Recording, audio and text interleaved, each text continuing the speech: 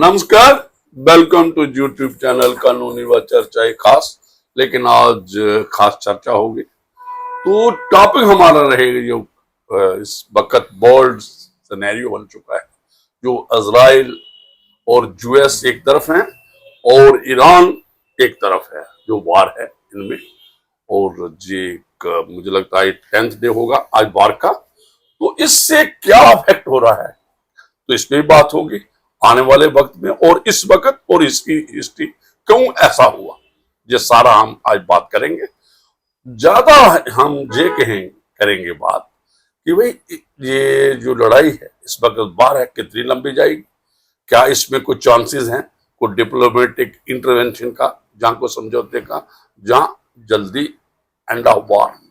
और इस पे भी इंडिया, इससे क्या अफेक्ट हुआ इंडिया के, जो हम और भी बात आएगी इंटरनेशनल रिलेशन, जो डिप्लोमेटिक रिलेशन है, जो वर्ल्ड की इकोनॉमी है, जो एनर्जी सप्लाई, ऑयल सप्लाई और दूसरे भी जो इस वक्त सिचुएशन बनी है वर्ल्ड, क्या थर्ड वर्ल्ड के भी चांस हैं। तो ये सारी बातें, ये सारे आज मुद्दे हम डॉक्टर साहब से डिस्कस करेंगे। तो मैं सीधा डॉक्टर साहब, जो मैंने बातें की, जो हमने जो टॉपिक के जो आई के थे उसके रिलेटेड मैंने कुछ मेंशन किए, कुछ और भी ऐड हो सकते हैं, तो प्लीज बताइए इसमें क्या आप थोड़ा पीछे भी जाइए और फिर करंट और आगे क्या तवक्को करते हैं। नमस्कार श्रोताओ, जैसे जज साहब ने कहा, आज हम जिस टॉपिक पे बात कर रहे हैं वो है जो करंट हॉट टॉपिक है जियोपॉलिटिक्स का। ईरान के ऊपर जो इजराइल और यूएसए का हमला हुआ है और जिसमें उनके सुप्रीमो अली खमेनाई की जो मौत हुई है, उसके बारे में आज चर्चा करेंगे और इसके क्या फॉल आउट रहेंगे, कैसे इसका एनर्जी पावर के ऊपर फर्क पड़ा, कैसे इसके ऑयल प्राइसेस के ऊपर फर्क पड़ेगा और क्या हालात रहे हैं कि 28 फरवरी को ही ये दिन क्यों चुना गया, इसके क्या प्रीव्यू है और इसमें रशिया चीन का क्या रोल रहेगा और वो जो अरब कंट्रीज है, गल्फ कंट्रीज हैं, पर्शियन गल्फ की कंट्रीज हैं, उनका क्या इसमें रोल रहेगा और क्या असर हुआ उन पर, तो इसके ऊपर चर्चा करेंगे। तो श्रोता, आपको पता होगा 28 फरवरी 2026 को 28 फरवरी को यूएस और इजराइल की coordinated large scale joint operation होता है ईरान के ऊपर, और एट ए टाइम काफी सिटीज के ऊपर इकट्ठा ही अटैक होता है। बट मेन फोकस उनका था तेहरान के ऊपर, 2 बिल्डिंग्स के ऊपर। उन 2 बिल्डिंग्स को ऊपर सुबह 9:45 को ये होता है अटैक। और 2 बिल्डिंग्स इसलिए इंपॉर्टेंट थी कि वहां पर उस दिन 9:30 बजे के आसपास एक बहुत ही इंपॉर्टेंट मीटिंग होने जा रही थी, जिसकी जो सदारत कर रहे थे आयतुल्लाह अली खमेनाई और पूरे supreme commanders, revolutionary force guard corps के chief of the army staff, उनके डिफेंस मिनिस्टर और उनके सारे जो अलाइज थे, जो गवर्नमेंट के, वो सारे उस बिल्डिंग के अंदर एक ही जगह थे। तो इसीलिए ये दिन चुना गया और ये समय चुना गया। और ये स्ट्राइक कैसे होती है कि इकट्ठे ही 4-5 सिटीज के ऊपर अटैक होता है। तेहरान के ऊपर इन्हीं 2 बिल्डिंग्स के ऊपर मेनली होता है। इस्फहान नाम की जो जगह है जहां पर उनकी न्यूक्लियर फैसिलिटीज हैं ईरान की, और वहां पर उनका सबसे बड़ा मिलिट्री इंफ्रास्ट्रक्चर है इस्फहान में। और तबरीज नामक शहर जो है ईरान का, वहां पर उनकी काफी मिलिट्री इंस्टॉलेशंस पे अटैक हो जाता है। उनका एयर डिफेंस सिस्टम सारा वहीं से ऑपरेट होता है, तबरीज से, तो उस पर अटैक कर दिया जाता है। और IRG कोर के ये जो फैसिलिटीज को, उनको भी तबाह किया जाता है। तो एक ही दफा ये सारा का अटैक होता है, जिसमें कि 200 फाइटर जेट्स जो हैं इनका इस्तेमाल किया जाता है और 1000 से ज्यादा बॉम्ब्स और जो मिसाइल्स हैं वो लॉन्च की जाती हैं पहले दिन, और 3000 से ज्यादा जो है टारगेट्स हिट किए जाते हैं। और ये जो टारगेट्स थे कहां पर थे, ये मिलिट्री बेसिस थे, ऑयल रिफाइनरीज थी और डिसैलिनेशन प्लांट्स थे और यूएस के और भी काफी जगहें थी। तो इसके अलावा जो लीडरशिप के ऊपर अटैक होता है। और श्रोता, सबसे बड़ी बात मैं ये कहूंगा, इसमें 1000 से ज्यादा लोग उसी दिन डेथ होती है। जो इनके साथ थे डॉक्टर साहब, वो बताइए 41 थे या 40 थे, जो आप कह सकते हो बड़ी लीडरशिप को खत्म की, जो उस दिन मीटिंग में थे। उस दिन ये जो 1,000 से ज्यादा डेथ होती है, तो हम फोकस पहले करेंगे उन 40 से ज्यादा जो सुप्रीम उनके जो कमांडर्स थे, सुप्रीम लीडर्स थे, तो ये समय चुना जाता है। श्रोता, आपको पता आज के बाद जब भी इजराइल ने अटैक्स किए हैं तो रात के वक्त हुए। ये पहला अटैक ऐसा था जो दिन के टाइम हुआ था, क्योंकि ये अटैक 27 फरवरी को रात को होना था। लेकिन रात को जो उनकी इंटेलिजेंस सर्विसेज थी, मोसाद और CIA, ये इंफॉर्मेशन मिलती है कि सुबह 9:40 पे एक बहुत बड़ी मीटिंग होने जा रही है, जिसमें आपको एक ही छत के नीचे सारे जिनको आपको हिट करना चाहते हो आपको मिल जाता है आपको। तो ये ऐसा होता है। हालांकि इसकी मैं थोड़ा पृष्ठभूमि में जाऊंगा। श्रोता, आपको पता होगा पिछले साल जून 2025 में भी 12 दिन का युद्ध चला था, जिसमें ईरान और के ऊपर इजराइल और US ने अटैक किया था उनकी न्यूक्लियर इंस्टॉलेशंस पे। और उस वक्त इजराइल ने परमिशन मांगी थी अमेरिका की कि हम अयतुल्लाह अली खamenei को हम मारना चाहते हैं, लेकिन उस वक्त अमेरिका ने उनको परमिशन नहीं दी थी।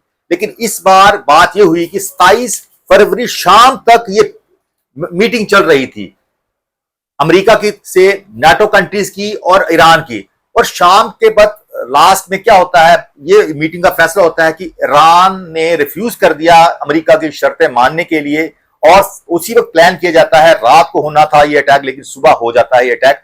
और सबसे बड़ी बात मैं कहूंगा श्रोताओं, इससे एक कुछ इसके फॉल आउट्स ये होते हैं कि एक मिनाब नामक एक गर्ल्स एलिमेंट्री स्कूल था, उसमें 160 से 180 बच्चे थे, वो उनकी डेथ हो जाती है। तो ये एक काफी गंभीर मसला है जिसमें कि उन बच्चों की बलि हो जाती है, ह्यूमन राइट्स वायलेशन होती जाती है। तो श्रोताओं, ये कैसे आइडेंटिफाई किया गया कि 28 को ये लोग कैसे थे? और सबसे बड़ी बात सैटेलाइट पिक्चर्स। तो सैटेलाइट पिक्चर से पूरा पता चल जाता है इंसान की मूवमेंट, वो क्या कर रहा है क्या नहीं कर रहा था। इस्लामिक जो GPS मुझे लगता है मूवमेंट थी, ट्रैफिक। उसके अलावा इंटरसेप्टेड कम्युनिकेशन, जो भी कम्युनिकेशन से पिछले 3-4 दिन से इंटरसेप्ट की जा रही थी, ईरान की कम्युनिकेशंस, पर्टिकुलरली उनके जो डिफेंस की और उनकी जो इस्लामिक रेवोल्यूशन, उनकी जो कम्युनिकेशन इंटरसेप्ट की जा रही थी। और ह्यूमन सोर्सेज भी काफी रहे हैं। अमेरिका ने क्या किया, इजराइल ने क्या किया, कुछ लोग जो थे जो ऑलरेडी वहां काम कर चुके थे ईरान की गवर्नमेंट में या लोअर स्टाफ, उनको उन्होंने हायर किया हुआ था। तो स्पाई सिस्टम के था। और सबसे बड़ा ड्रोन के रास्ते सर्वेलेंस की जा रही थी। तो ड्रोन की जो सर्वेलेंस थी उसकी वजह से भी ये जो उनका जो टारगेट था वो अचीव हो गया।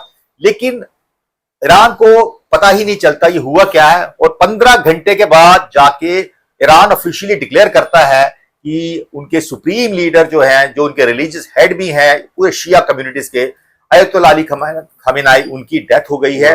और 40 डेज की मॉर्निंग के लिए बना दिया जाता है। और श्रोताओं, उसके बाद ये 2 दिन पहले की बात है, जो उनकी जगह ली है एज सुप्रीम लीडर और चीफ ऑफ जो कमान है जो है ईरान की, अब अयतुल्लाह अली खamenei के जो बेटे हैं मुश्तबा खamenei, जो ज्यादा हार्ड लाइनर है अपने फादर से भी, उनके हाथ में कमान दी जाती है।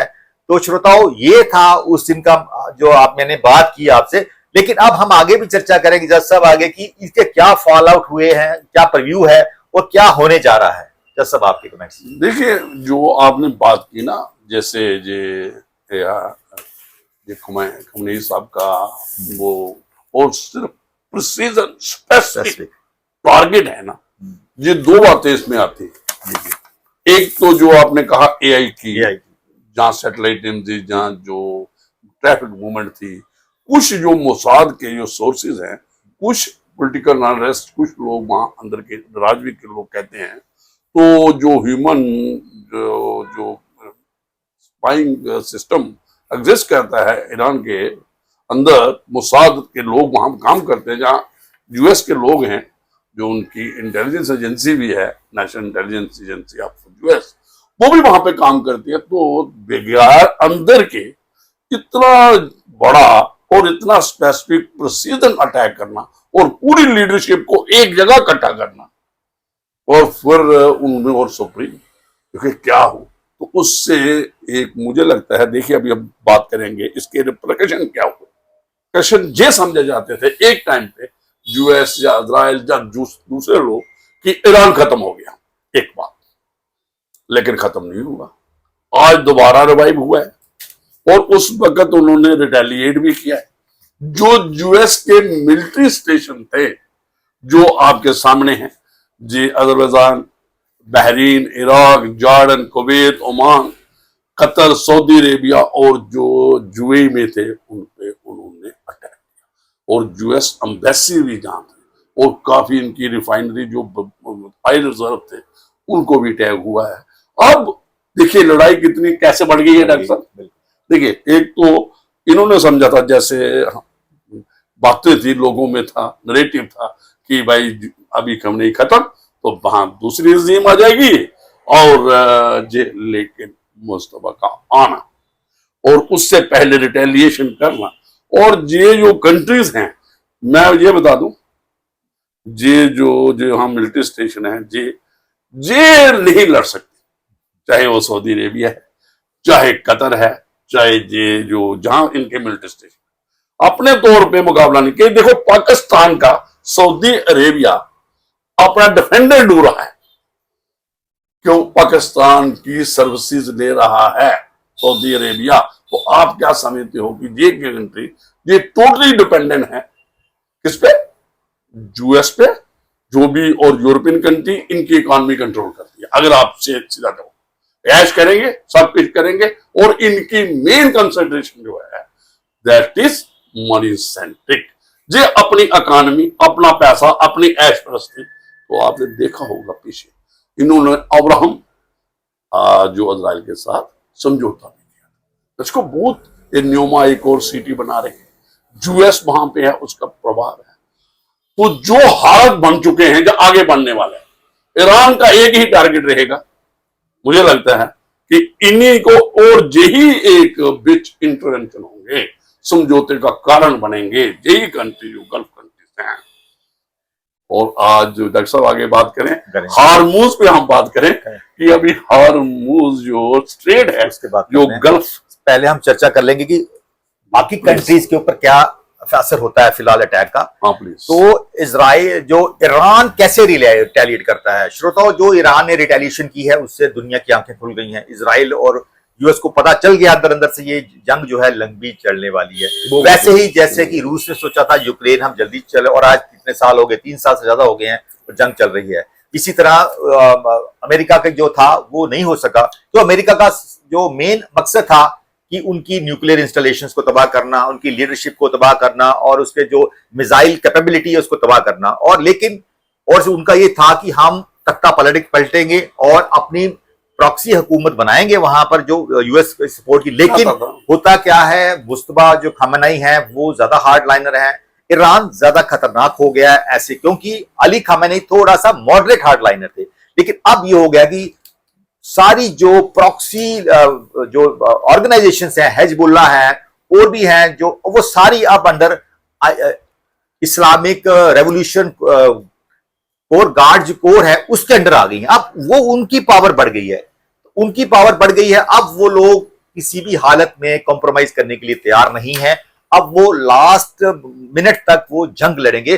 और उन्होंने क्या किया है, जो उन्होंने अटैक किया इजराइल के ऊपर, तेल अवीव के ऊपर, तेल अवीव सिटी में यूएस बेस से जितने उस एरिया में जो चलती शिप्स के ऊपर अटैक किया उन्होंने, और जो उनके अलाई से अजरबैजान है, Bahrain, Iraq, Jordan, Kuwait, Oman, Qatar, Saudi Arabia, United Emirates. तो ये जो अटैक होते हैं ये जो दिखाता है कि एक ही जगह से बगैर अपनी एयर स्पेस के बाहर गए हुए ईरान ने ये अटैक्स किए हैं। इससे पता चलता है कि जैसे ही ईरान को पिछले कई सालों से सैंक्शन लगे थे, ईरान ने अपनी इंडिजिनस फैक्ट्री बनाई है ड्रोन्स की, वहां से बटन दबाते हैं और अल्टीमेटली 15-16 कंट्रीज के ऊपर अटैक हो रहा है साइमल्टेनियसली। इससे पता चलता है कि ये जो युद्ध है ये लंबा खिंचने वाला है। और सबसे बड़ी बात है कि जो अभी जो सिनेरियो है इसमें कल की ही बात है कि ईरान ने बहरीन की ऑयल रिफाइनरीज को तबाह किया और आग लगा दी है। और बहरीन ने ये डेंजरस है और इसके रिटेलिएशन करते हुए अब इजराइल ने भी उनकी काफी ऑयल रिफाइनरीज को किया। और अभी जो ईरान ने अपनी स्ट्रेटजी चेंज की है वो इन गल्फ कंट्रीज की ऑयल रिफाइनरीज को अटैक कर रहा है ताकि उनका जो सोर्स ऑफ इनकम है जो है उसी को हम तबाह किया जाए। और बहरीन ने कल क्या किया कि दुनिया में एक लीगल वर्ड है उसको उन्होंने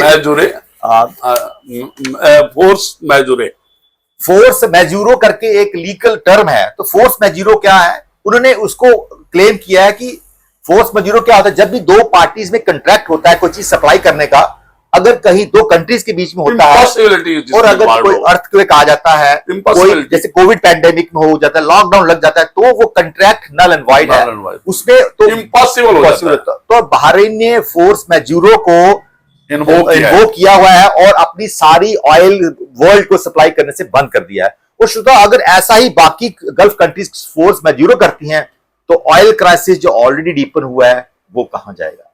डॉक्टर साहब, जो आपने कहा ना, जब मैं बात मानता हूँ, एक तो सप्लाई ऑयल सप्लाई चेन या एनर्जी जो भी है, तो उससे भी काफी, क्योंकि इनकी डिपेंडेंसी जो इकॉनमी है ना, जो गल्फ कंट्रीज टोटली इन पे है, सप्लाई पे ऑयल।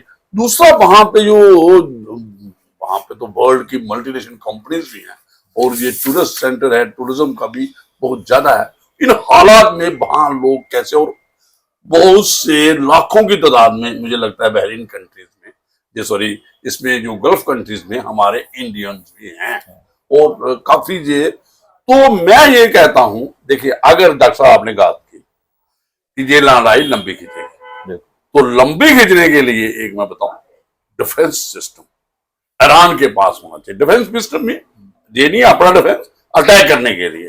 तो अभी रिसेंटली रशिया ने जो 35 सुखोई एस सप्लाई आ रही है, और जैसे नाटो वगैरह ने या यूरोपियन कंट्री ने यूक्रेन को वेपन देके इन्वॉल्व रखा लंबी लड़ाई की तरफ, ऐसा ही ईरान को चाइना और रशिया पर्टिकुलर दो कंट्रीज इस वक्त फुल सपोर्ट करेंगे, चाहे वो आप जैसे भी। और दरअसल एक और बात आई, अभी हम इसको शिफ्ट करेंगे, इसको अभी हम ये बात करेंगे, क्या इंडिया जो हार्मोज पे कल भी अटैक किया है, किसने, इन्होंने कहा कि हम बंद कर देंगे जो हमारे ये हार्मोज, किसने, ईरान ने। तो हार्मोज अगर स्ट्रेट बंद होगी तो कौन कौन सी कंट्री, और 20% वर्ल्ड का जो सप्लाई ऑयल सप्लाई है उसके थ्रू आती है, उसके बारे में बात करें, क्योंकि ये बहुत है। और आगे बात, श्रोता, हम बात करेंगे स्ट्रेट ऑफ हॉर्मुज की बारे में। तो वो ये स्ट्रेट ऑफ हॉर्मुज क्या है श्रोता? स्ट्रेट ऑफ हॉर्मुज एक छोटा सा एरिया है, जैसे इंडिया का जो टिपिकल चिकन नेक जैसा ही मिलता जुलता एरिया है। ये समुद्री इलाका है, मैरीटाइम नैरो पैच है। ये अरब सागर, अरेबियन सी को कनेक्ट करता है, आगे जाके गल्फ ऑफ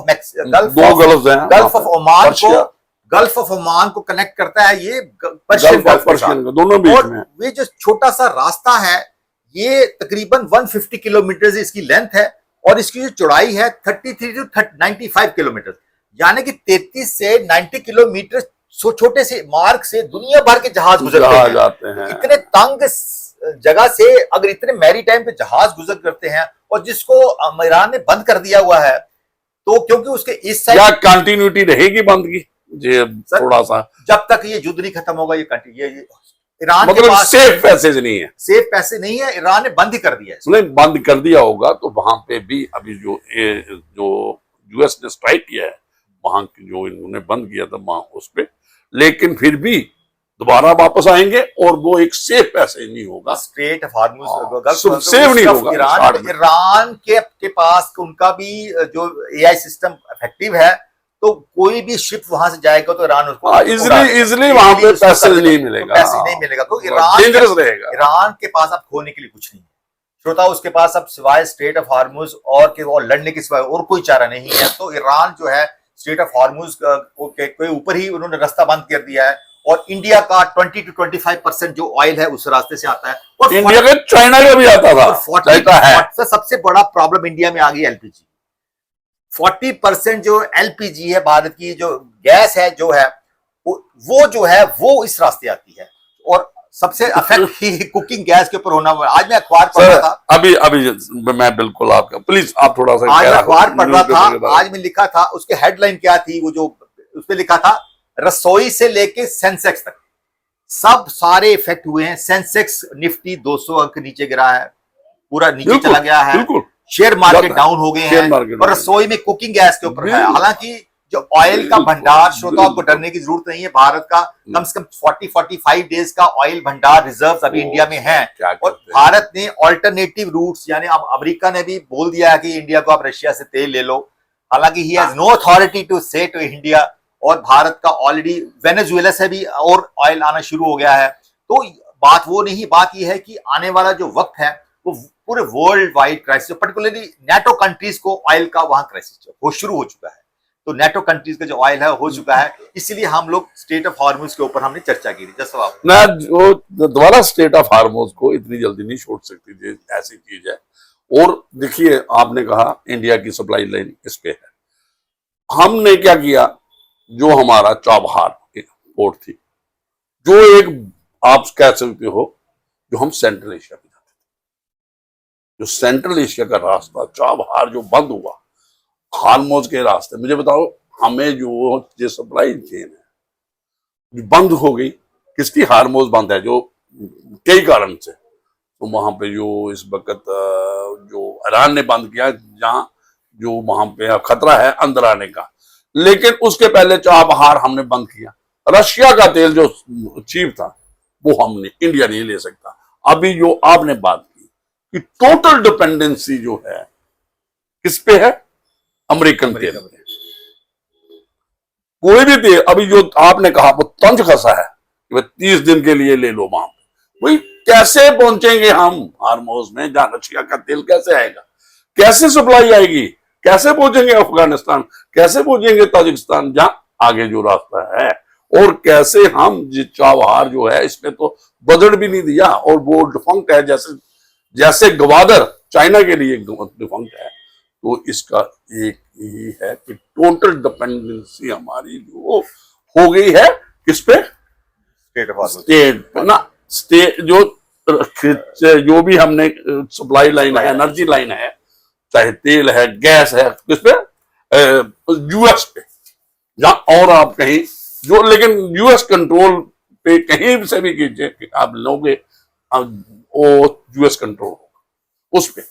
अभी आप डॉक्टर साहब ये बताइए, क्योंकि चाइना का भी मलक्का आगे है, हार्मोज वो भी इस्तेमाल करते हैं इसके लिए सप्लाई, किसकी सप्लाई? ये जो ऑयल की, जहां गैस कुछ भी है जो रशिया से लेता था चीप रेट। अभी वो बताइए, क्या उसके पास क्या अल्टरनेटिव है? चाइना के पास जो हमने बात की थी, तो उसके बारे में थोड़ा सा दर्शकों को बताइए कि हाउ रशिया और चाइना का जो रूट है, जब वो बात करें आप।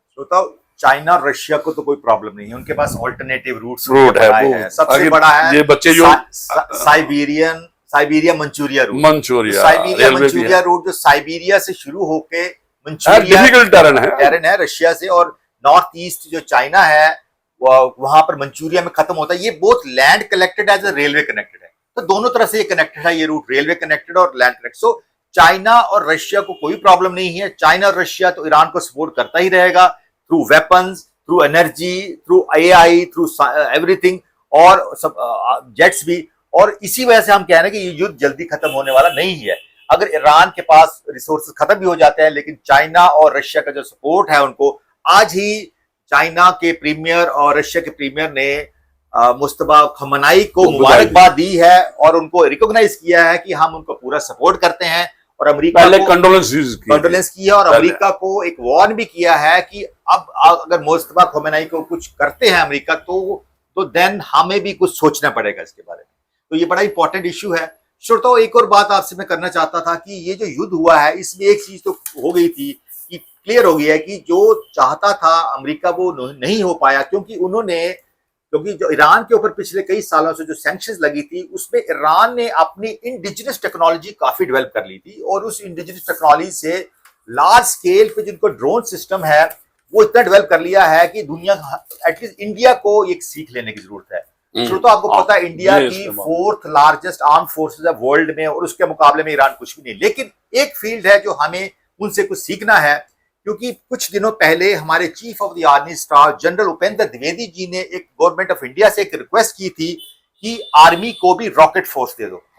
रॉकेट फोर्स का मतलब है वेपन्स, और रॉकेट फोर्स का मतलब है कि आर्मी के अंडर ही ड्रोन होने चाहिए, आर्मी के अंडर भी आर्टिफिशियल इंटेलिजेंस होनी चाहिए, साइबर जो वॉरफेयर है वो पूरे आर्मी के कंट्रोल में होना चाहिए, और टारगेटेड प्रिसीजन मिसाइल्स जो हैं वो भी आर्मी के अंडर होनी चाहिए। हालांकि इंडिया ने काफी तो ये एआई से हो सकता है ना। और इसमें प्रॉब्लम सिर्फ ये आ रही है कि ये जो रॉकेट फोर्स है पूरी इस वक्त इंडियन नेवी के पास तो है, इंडियन एयर फोर्स के पास भी कुछ हद तक है, लेकिन इंडियन आर्मी के पास नहीं है। और उनका ये जो कहना है बिल्कुल सही है, क्योंकि वो कहते हैं जो आने वाले युद्ध है जैसे अभी हुआ है, it is all on artificial intelligence. और अगर भारतीय जो थल सेना है, इंडियन आर्मी है, अगर उसके पास भी ये रॉकेट फोर्स आती है तो इंडिया का मुकाबला फिर दुनिया में कोई भी नहीं कर सकता, क्योंकि बहुत। लेकिन प्रॉब्लम ये आ रही है कि जितने लार्ज क्वांटिटी में ड्रोन ईरान बना रहा है, हम उतनी लार्ज क्वांटिटी पे ड्रोन नहीं बना पा रहे हैं। तो ड्रोन का सबसे बड़ा एडवांटेज है ना, सबसे सस्ता काम है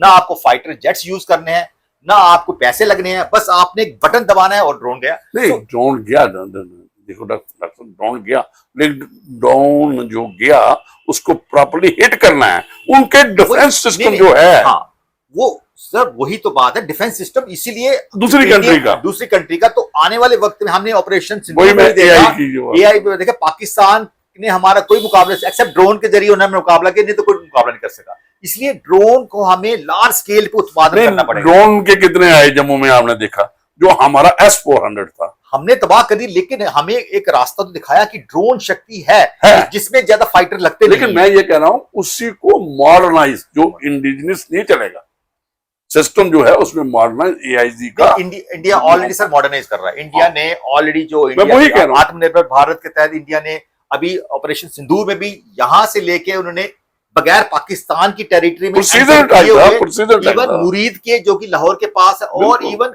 सिंध के पास उनके टेररिस्ट अटैक्स को अटैक किया है। तो अगर वो प्रोसीजर अटैक्स थे, लेकिन और इंटरसेप्टर भी नहीं हुए। और लार्ज स्केल पे ड्रोन होना एक बहुत इंपॉर्टेंट इशू है, और उसकी मैन्युफैक्चरिंग लार्ज स्केल पे होनी चाहिए। इसीलिए हमारे चीफ ऑफ आर्मी स्टाफ ने कहा है कि उनके हाथ में रॉकेट फोर्स होनी चाहिए। मैं तो गवर्नमेंट ऑफ इंडिया को अपील करूंगा कि उनकी ये डिमांड को माना जाए, और भारत की जो आर्म फोर्सेज है, जो पर्टिकुलरली जो थल सेना है, उसके पास भी ये जो रॉकेट फोर्स हो, तो फिर मुझे लगता नहीं कि हम चौथे से दूसरे तीसरे स्थान पे आ सकते हैं, क्योंकि चाइना में रॉकेट फोर्स आर्मी के पास है। तो ये जो आपने कहा ना, जिस सारा काम आर्मी चीफ है, जो 3 हमारे हैं और इस पे भी है, एक कायदा है इनका, तो लेकिन ज्यादा जो हमारा DRDO और रिसर्च वर्क करता है, ये जो आपने एक डिमांड जो रेज की, और ये डिमांड बहुत जरूरी है। देखिए हमारी न्यू एजुकेशन पॉलिसी, हमने वहां पे भी बात की है कि भाई हमारी जो स्किल डेवलपमेंट टेक्नोलॉजी बेस्ड, और देखिए वहां काम आए,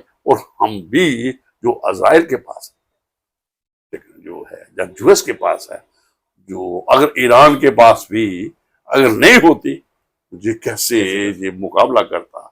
और हमें देखिए, हमें अभी हमारे जो डिप्लोमेटिक रिलेशन है, इंटरनेशनल जो हमने रिलेशनशिप है, रशिया ठीक है हमारा ऑल वेदर फ्रेंड है, तो जो हम ये भी चाहते हैं कि जो ईरान के साथ जो संबंध है ये दोबारा रिवाइव हो। ठीक है, हम न्यूट्रल हैं इस लड़ाई में, इजराइल के साथ है और ना, लेकिन ऐसा लगता है कि हम थोड़ा सा टिल कर गए हैं। जो हमारा पुराना जो एक अटल बिहारी वाजपेयी के यहाँ नेहरू के टाइम था, जहाँ पीछे था, उससे हम थोड़ा डिविएट कर रहे हैं। वो हमारे इंडिया के इंटरेस्ट में नहीं लगता है। आने वाला वक्त ठीक है, लेकिन फिर हम हो जाएंगे टोटली डिपेंडेंट यूनिपोलर वर्ल्ड की तरफ। फिर हम नॉन अलाइन या मल्टी पोलर वर्ल्ड की तरफ नहीं जा रहे हैं। डीडॉलराइजेशन नहीं, ब्रिक्स है, तो हमें बैलेंस रखना है। जैसे हमने पहले कई बार कहा, यूएस और चाइना में, और यूएस से ही बचना है, चाइना से ही बचना है, बाकी रशिया। तो ये जो सारे इस वक्त सिचुएशन बनी हुई है, और जो आपने पहले बात की, जो ईरान है, जहाँ जो कहते हैं कि ज्यादा सख्ती से जो नया लीडरशिप आ रही है, ज्यादा, तो वो एक आप कह सकते हो जख्मी जो शेर है, मतलब जो बॉन्डेड टाइगर बॉन्डेड लाइन की तरह एक्ट करेगा। तो एक ही हल है, अगर मैं थोड़ा सा फिर और कोई अगर आपने जोड़ना हो इसके बारे में, कि आगे लंबी जंग न जाए एक, क्योंकि किसी के इंटरेस्ट में नहीं, तो वर्ल्ड प्रोग्रेस करे, पीस की तरफ जाए, प्रॉस्पेरिटी की तरफ आए, वो एक ही हल है, लंबी नहीं खींचे। तो वो ये है कि ये जो कंट्रीज हैं जहां मिलिट्री स्टेशन हैं, ये दबाव डाले, जो गल्फ कंट्रीज हैं जिनकी अगर इकॉनमी अगर ये कंटिन्यू रही तो ईरान मुझे लगता है आने वाली जो बात होगी, क्योंकि मिलिट्री स्टेशन यूएस ने इस्तेमाल करने, कहां से कहेगा, जो वो शिप अपना बारशिप से करेगा इतना, वो वही मिलिट्री स्टेशन होंगे, वहीं से अटैक होंगे। इजराइल से भी अटैक करना इट इज नॉट इजी, तो इससे अटैक होंगे। तो वो ये सारा वहां जो बड़े बड़े टावर इकट्ठे किए हैं, इकोनॉमिक जो इकोनॉमी के सेंटर हैं वर्ल्ड की इकोनॉमी के, मुझे लगता है वो लंबा जाएंगे। तो मुझे लगता है कि बेटर सेंस प्रिवेल करे। तो यही जो कंट्रीज हैं गल्फ कंट्री है, बिल्कुल यूएस के क्लोज है, सिचुएशन को समझे तो किसी तरीके से ठीक है, जो ईरान है वो तैयार है, उसकी लीडरशिप भी तैयार हो जाएगी जो यूरेनियम को इनरिचमेंट करने के लिए। वो नहीं, उन्होंने पहले भी कहा है कि हम नहीं कर रहे हैं। तो जो नई लीडरशिप है, लेकिन ये मैं बता दूं नियर फ्यूचर में कोई, जैसे उन्होंने कहा लिबरलाइज वहां पे कोई रजीम आएगी, जैसे पहलवी की बात हुई, पहलवी की बात वैसा पॉसिबल नहीं। हमें इसी आने जो रजीम इस वक्त है जो है, इसी से समझौता करना पड़ेगा इजराइल को जो भी है, और गल्फ कंट्रीज को भी मुझे लगता है। और आज बताइए उस पर बात करने मुझे आया, ये कहाँ है इस्लामिक वर्ल्ड ब्रदरहुड, ये कहाँ है ऑर्गेनाइजेशन ऑफ इस्लामिक कंट्रीज? क्या ये जो सऊदीया पाकिस्तान तक है? क्योंकि सर इस पे बात करें थोड़ा, सब आपने जैसे जो एक कहते हैं तुर्की का जो अरोगान है, वो कहता है कि अस्मानिया का अटोमन अंपायर करना है। जब से यूएस ने ईरान पे अटैक किया है, किसी भी इस्लामिक कंट्री से कोई आवाज नहीं आई, सारे चुप बैठे। हालांकि पाकिस्तान और सऊदी अरेबिया की डिफेंस डील चल रही है और सारे चुप बैठे हैं, क्योंकि सबने ईरान की ताकत देख चुके हैं। वो कोई भी ईरान के फेवर में नहीं आया, और अगर कोई ईरान के फेवर में आया है इंडिया में काफी ऑर्गेनाइजेशन है जो ईरान के फेवर में आई हैं। अदरवाइज कोई भी डेमोंस्ट्रेशन हुई, इंडिया में काफी कंडेम किया गया, अपोजिशन दिल्ली में कंटेस्ट हुए हैं, दिल्ली में हुए हैं, लेकिन इंडिया को छोड़ के कोई भी कंट्री ईरान के फेवर में नहीं है। अब आपने उसी को बात करूंगा जो सऊदीया ने पाकिस्तान के साथ किया, क्या एप्रीहेंशन से मेरे पे कौन अटैक करेगा, मुझे किससे बचना है इसको?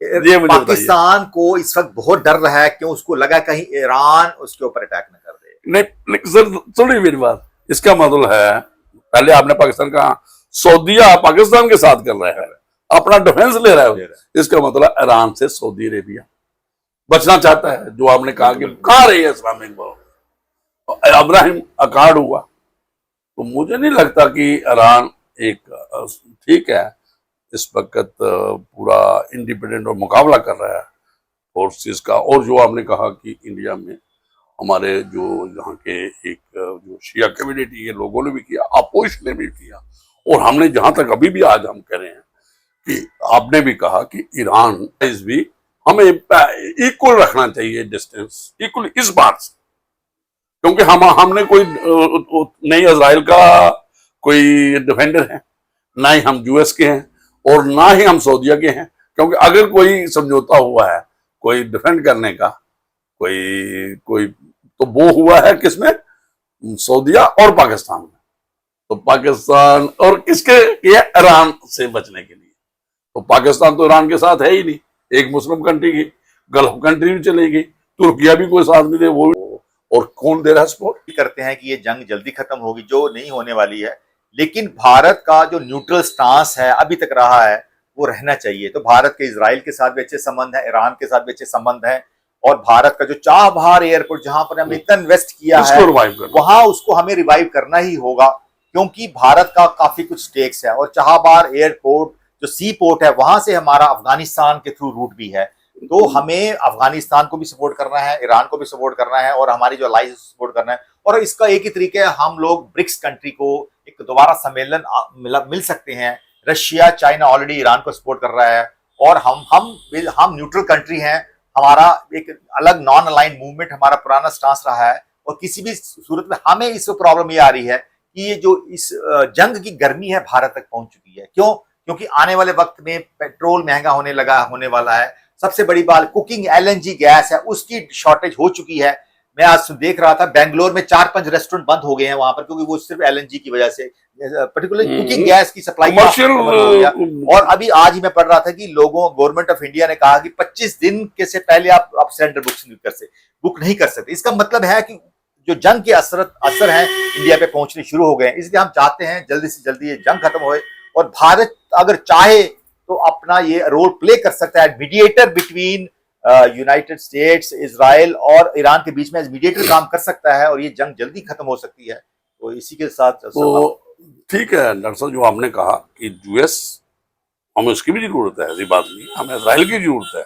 हमने जो एआई टेक्नोलॉजी वहां पे भी डिपेंडेंसी है, तो ईरान पे हमारी डिपेंडेंसी अपेरेंटली है, क्योंकि चाबहार और हमारा एक ही रूट है जो हमारी सप्लाई लाइन, जैसे आपने कहा 20, और उससे हमारा जहाँ क्या क्राइसिस हो गया है, जो ऑयल का है, जहाँ गैस का है, जहाँ कुकिंग गैस, जहाँ दूसरे हैं, तो हमें एक सेल्फ रिलायंट की तरफ से चलना चाहिए, कन्वेंशनल एनर्जी की तरफ भी जाना चाहिए। और एक जो हमने बैलेंस करके, जैसे आपने कहा, बैलेंस करके रिलेशनशिप है जो इंटरनेशनल रिलेशन, डिप्लोमेटिक रिलेशन, तो वो रखने पड़ने, तो फिर हम यूनिपोलर वर्ल्ड की तरफ जाएंगे। फिर यूएस पे हमारी डिपेंडेंसी हो जाएगी। ब्रिक्स को रिवाइव करना, ब्रिक्स के साथ जाना, डीलिबरेशन की बात करनी और मल्टीपोलर नॉन अलायंस की सपोर्ट करना, वो है तभी है कि जब हम चाबहार जो पोर्ट है और ये वाला जो रूट है हमारा, वो रशिया से एक महीना, इसको ही एक्सटेंड आपने करना पड़ेगा। नहीं तो जहां पे जो रेट है ना गैस के, तो यूएस अपने रेट उस पे देगा, मोनोपोली है। फिर देखना क्या गैस की या कुकिंग गैस की है, तो हमें अपना भी इंटरेस्ट देखना चाहिए कि इंडिया के क्या इंटरेस्ट में है। तो अपनी जो हमारा इंटरनेशनल रिलेशन है, जो हमारे फॉरेन रिलेशन पे है, तो इस पे एक गंभीर चर्चा की जरूरत है।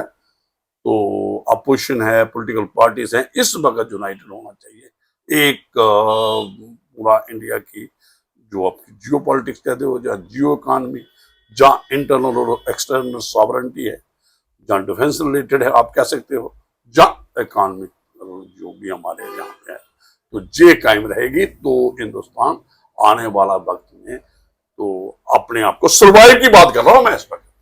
हम ये नहीं कहेंगे कि भाई ये काफी है आज के लिए, तो हमें दीजिए इजाजत। Thank you, thank you.